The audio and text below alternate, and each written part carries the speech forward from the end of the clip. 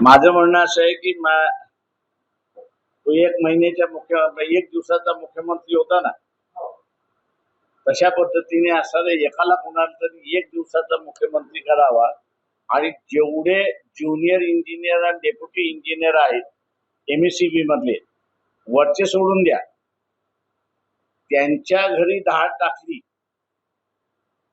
तर आज regular cash म्हणून सांगतो कमीत कमी 15 ते 20 हजार कोटी तुम्हाला निघतील.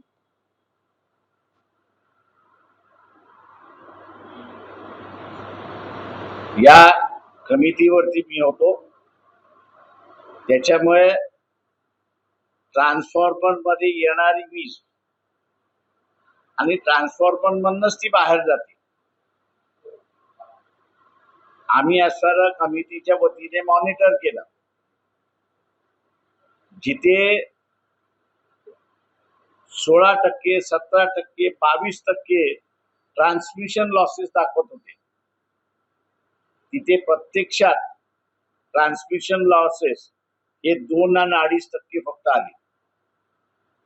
आणि ते का कॅल्क्युलेट करता आलं तर इनपुट वरती मीटर लागलं आणि आउटपुट वरती सुद्धा मीटर लागलं.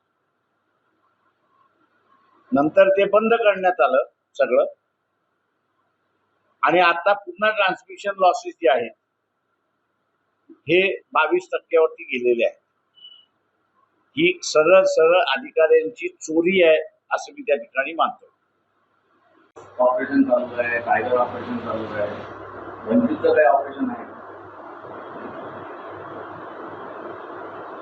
आमचं काहीच ऑपरेशन नाही. सत्तेचा डॉक्टर आमच्याकडे नाही.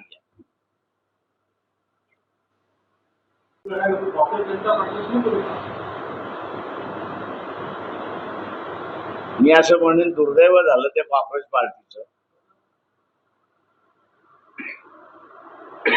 की पहिल्यांदा असणारा अख्खा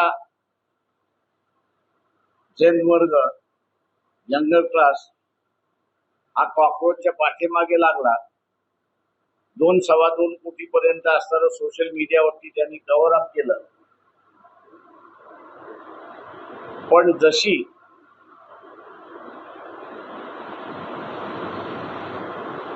कॉकरोचच्या अध्यक्षाची दिपके यांची तो शूद्र समाजातला आहे असं ज्यावेळेस लक्षात आलं, त्यावेळेस प्रश्नापेक्षा जात महत्वाची आली आणि दिल्लीचं आंदोलन जे आहे ते त्याचं फेल गेलं. ही परिस्थिती बदलली पाहिजे असं मी त्या ठिकाणी मानतोय. लढणारा कोणी असेल त्याची जात, त्याचा धर्म बघण्यापेक्षा तो ज्या प्रश्नावरती लढतोय तो माझा प्रश्न आहे की नाही, माझा प्रश्न असेल तर मी त्याच्याशी जुळलो पाहिजे की ऍटलिस्ट यंगर जनरेशननी तरी आपल्या अंगीकारणी केली पाहिजे असं मी त्या ठिकाणी म्हणतो. माझं मीटर बिघडलं असेल तर बदलला पाहिजे. माझं मीटरच बदलून दुरुस्त नादुरुस्त झालं आणि ते बदला कशाला? मीटर खराब झालं, त्यांच्याऐवजी जर स्मार्ट मीटर लावलं तर चालेल. ज्यांचं बिघडले त्यांच्यावरती त्यांनी जुनं लावा किंवा नवीन लावावं, हा त्याचा चॉईस आहे.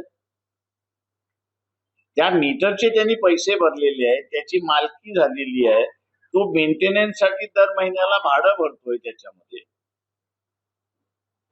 सरकार म्हणते आहे की येणाऱ्या काळामध्ये सर्वाधिक स्वस्त वीज या स्मार्ट मीटरच्या माध्यमातून महाराष्ट्रात मिळेल.